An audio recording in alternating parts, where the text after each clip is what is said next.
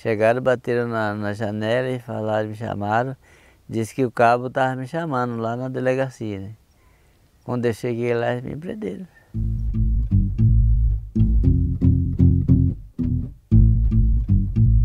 Fui preso por causa de uma pinga, né?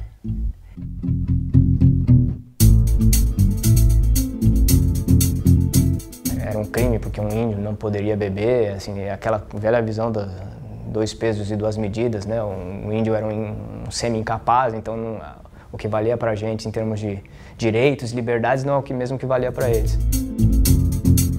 A violência cometida contra os índios, ela não é um parêntese na história do Brasil. Ao contrário, ela é a marca que permanece ao longo da história e que é desconhecida.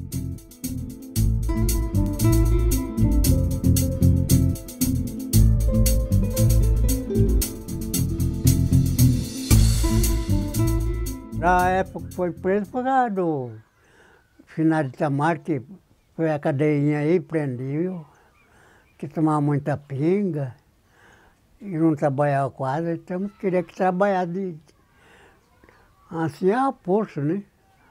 O chefe da aldeia chamava-se Itamar Simões. Foi tido como um dos chefes mais autoritários, mais duros que a aldeia teve. Eu era moleque de 11 anos, ele foi de serviço para trabalhei de funcionário dele, vai na marra. E nós plantávamos algodão e acabou no fim não vendo nem um centavo. Esse autoritarismo do chefe do posto vem da hierarquia militar, do regime militar, onde não se questiona nada.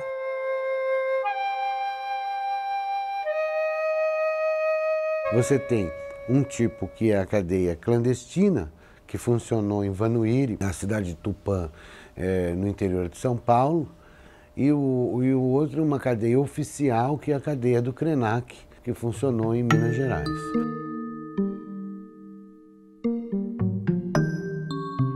As pessoas que, acaso quisessem fugir desse regime, eram as que eram levadas para a cadeia. Era uma casinha bem pequenininha, né? Tinha janela com grade, né? Aqueles ferros grossos, tipo uma grade assim. É o que eu lembro dela. A prisão é igual a da cidade, a mesma coisa. Cadeia feita grade de ferro. Uma espécie de depósito nacional de indígenas que estavam causando algum tipo de problema para as autoridades brasileiras e problemas que eram das mais diversas ordens. Quando era de manhã, eles tiravam a gente, levavam até no lugar de serviço, nós carpia, nós plantava para nós tratar de nós dentro da cadeia, preso. O que a gente vê por trás dessa ideia do crime de vadiagem, que eles tanto citavam, muitas vezes é uma verdadeira repressão cultural de hábitos tradicionais dos povos indígenas. Todo o trabalho que se tinha que fazer é obrigá-los a deixar aquela forma de viver para chegar na maravilhosa sociedade industrial nossa. Fica muito claro nos relatos, né, quando a gente conversa com os índios hoje, algumas situações que mostram que o reformatório tinha também um claro caráter de repressão política, né? Eles queriam nós presos porque para tirar a nossa força, né, de nós estar reclamando por causa da nossa terra, né? Fiquei preso quase um ano. Faltou, parece que uns 20 dias para um ano. Uma grande confusão essa história de quanto tempo você ficaria no Krenak. Isso partia muito da cabeça dos administradores locais. Está muito claro que os policiais eles eram os senhores, né, da liberdade dessas pessoas. O processo de desenvolvimento do Estado brasileiro durante a ditadura militar, ele tinha uma conotação muito forte na integração do índio na sociedade. E essa integração, ela tinha como uma das características a remoção dos indígenas, remoção forçada dos indígenas para locais onde eram determinados pelo Estado para que ele fosse criadas reservas, né? O governo falava, ali é do índio mesmo, pode entregar para o índio. Aí o fazendeiro pagava para eles e eles tiravam o índio, mandavam igual mandou para aqui, para essa aldeia, mandaram para Machacaliz, ia mandando para essa outra aldeia.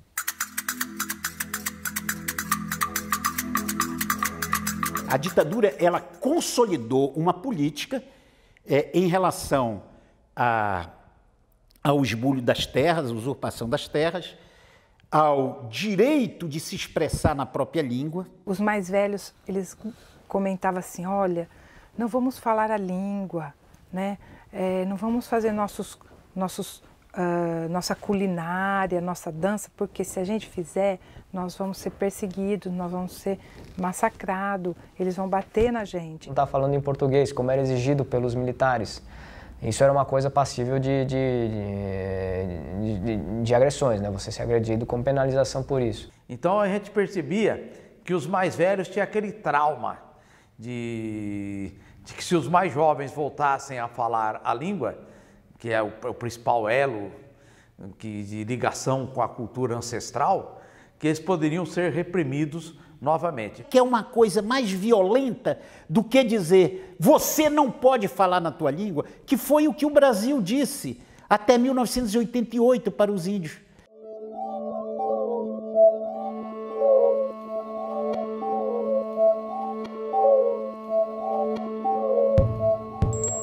A ideia de você criar uma milícia indígena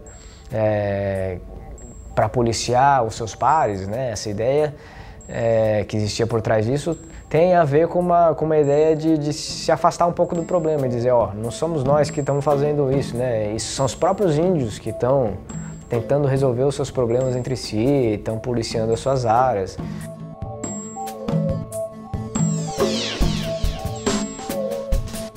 Essa guarda rural, ela funcionava mais ou menos como um braço do civilizado entre os índios. Eles eram treinados para ser um tipo de soldado indígena.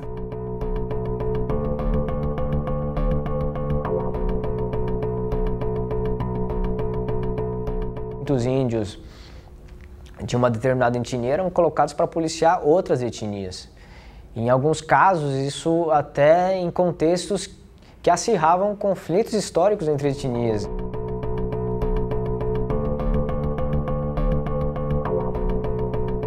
Me puseram depois de eu preso, que eu saí, me puseram na GRIN, né?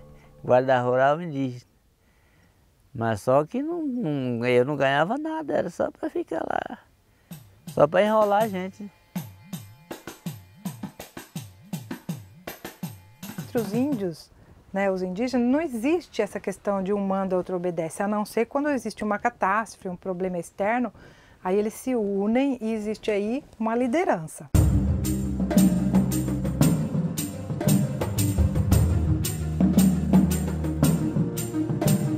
Na época da ditadura militar, os militares brasileiros foram levados para os Estados Unidos e treinados em métodos de tortura. E depois eles repassaram isso para essa guarda rural indígena. Você cria ali um corpo estranho dentro da comunidade indígena. Ensinava instrução, como é que defendia da faca, do porrete, de um chute, de um tapa.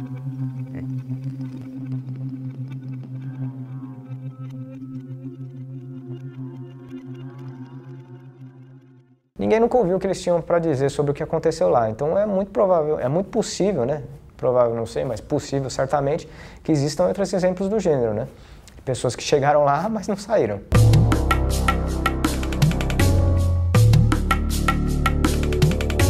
Os fazendeiros massacravam os indígenas a todo tempo, como aconteceu no Ceará, no Maranhão, onde os indígenas eram convidados para festas nas fazendas e ao sair eram massacrados, eram mortos. A violência contra os índios não foi documentada porque os índios nunca são ouvidos.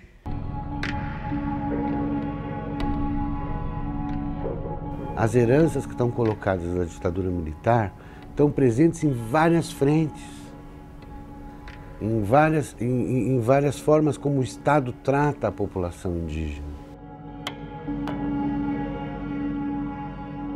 Em alguns lugares do Brasil permanece a figura do capitão, uma figura que que decide, que manda, que discute lá dentro, mas de forma violenta. Submetê-los, civilizá-los, significa quebrar essa estrutura de autonomia interna, de autogoverno, para que eles estejam a serviço de quem quer que seja.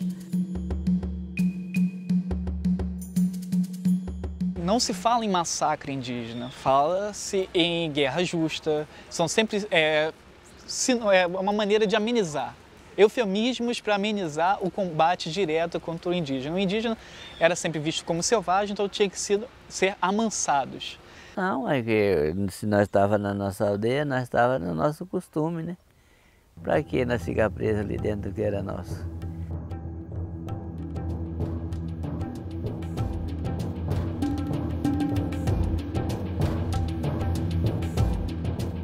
Então o índio foi sempre se fechando um cerco em torno dele e eles se acabaram se transformando em agricultores também. A relação do indígena com a terra é muito forte.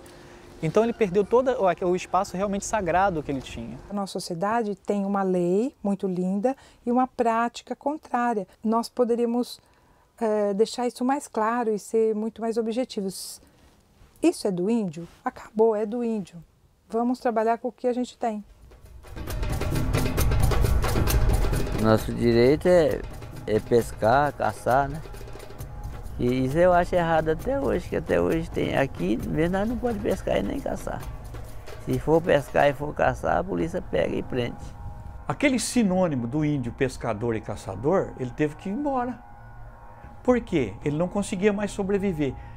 Os melhores lugares de caça e de pesca, o branco tomou conta. Isso fez com que houvesse a destruição da cultura.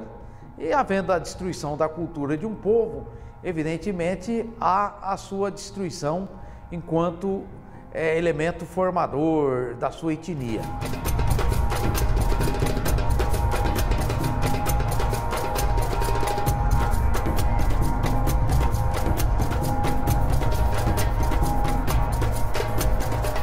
A gente perguntava para os mais velhos por que aquela cadeia, o que aconteceu, quem foi preso ali, eles não queriam contar. Né? Aí a gente perguntava para eles por que eles não queriam contar. Eu acredito assim que é porque eles não queriam lembrar, né, do que tinha passado, os parentes tinham passado ali dentro, né, e eles não queriam lembrar daquele sofrimento, né, ali. Os índios são um contra-exemplo de como é que você pode viver bem e ser feliz, entendeu? Sem viver de um trabalho alienado. Uma coisa que fica na gente toda a vida, né? Pensando por que eles fizeram aquilo, sendo que eu não fiz nada, não matei ninguém, não roubei nada de ninguém, por que ficar preso?